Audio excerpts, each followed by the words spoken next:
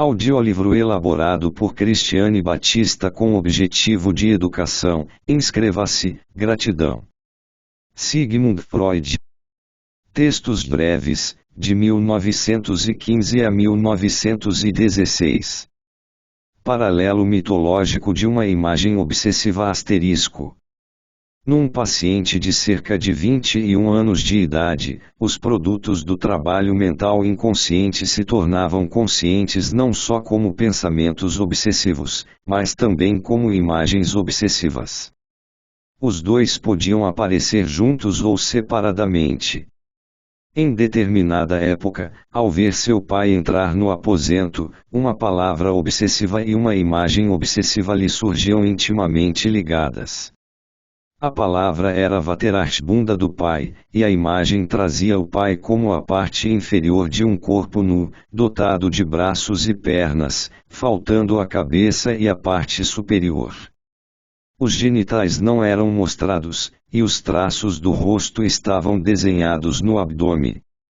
Para a explicação desse sintoma, mais absurdo que o habitual, deve-se notar que esse indivíduo, de pleno desenvolvimento intelectual e elevados padrões éticos, manifestará um vivo erotismo anal, em variadas formas, até depois dos 10 anos de idade. Superado este, sua vida sexual foi empurrada de volta ao estágio anal prévio, devido à luta contra o erotismo genital.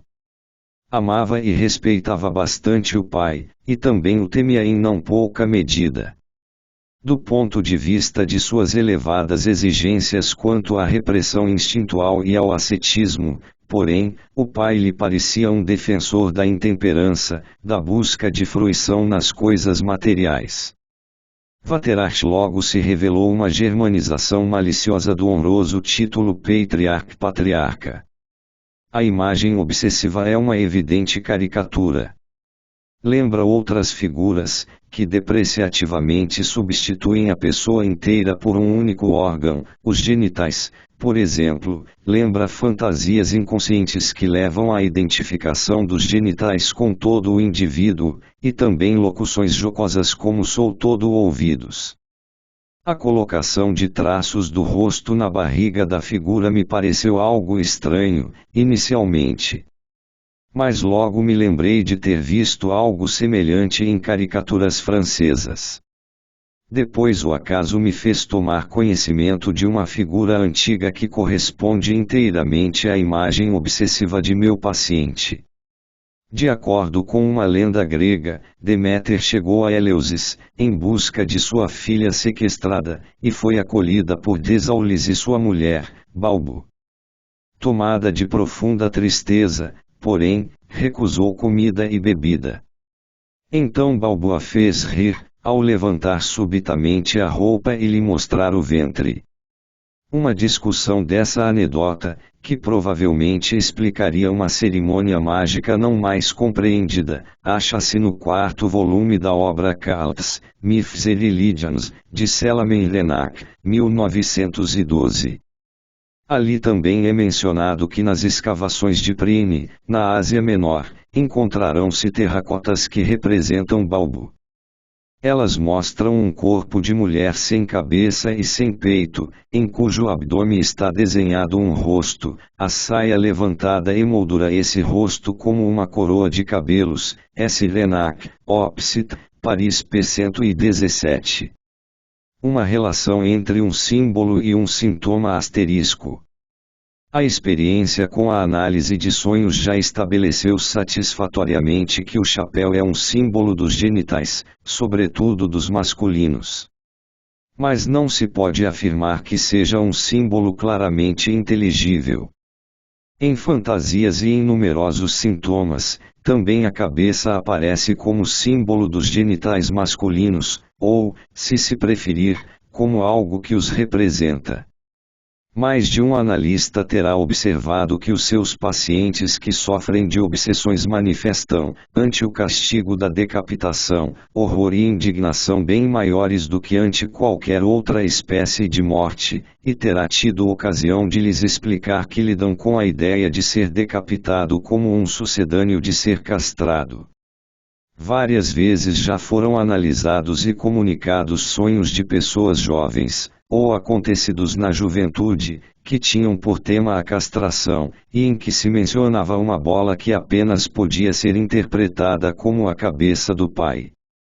Recentemente pude explicar um cerimonial que uma paciente executava antes de dormir, que consistia em pôr um pequeno travesseiro de maneira enviesada sobre outros, lembrando um losango, e deitar a cabeça acima da linha diagonal do losango.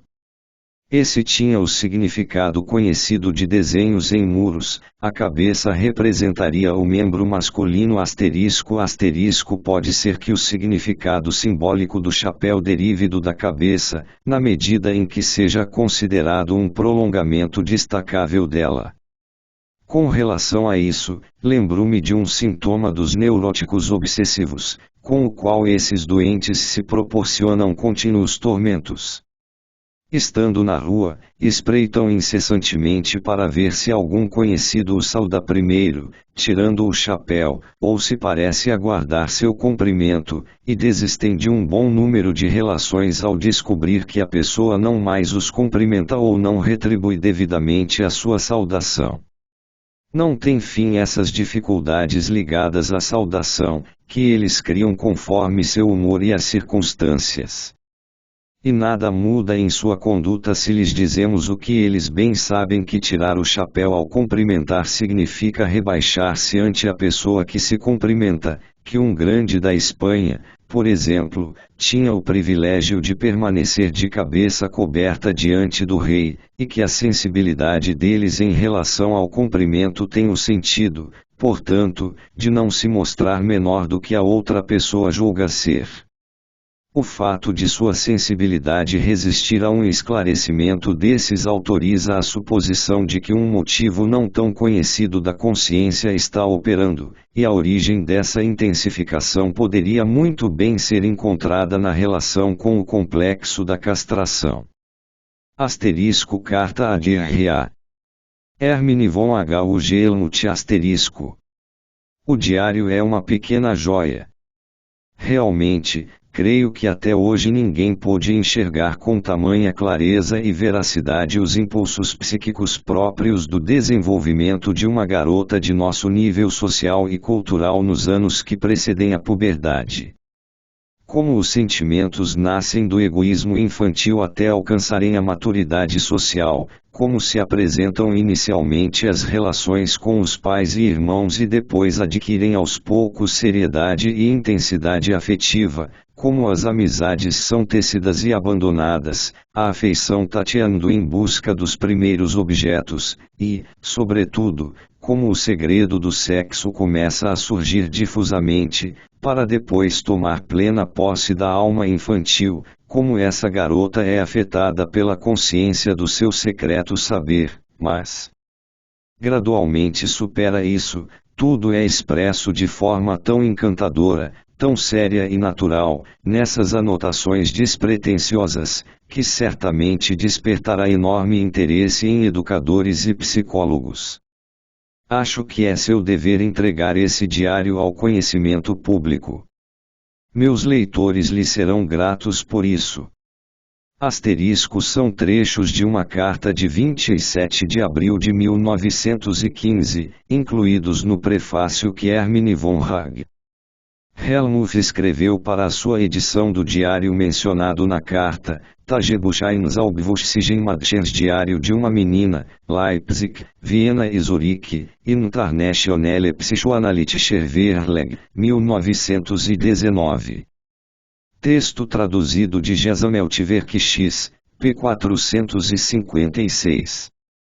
Houve pelo menos 2 edições estrangeiras desse livro, uma inglesa e uma italiana. Segundo James Strake, a edição alemã foi retirada de circulação alguns anos depois, ao se divulgar que o manuscrito teria sido modificado pela pessoa que o entregou a H.V. Hughelmut, mas quanto à autenticidade desta carta não há dúvidas.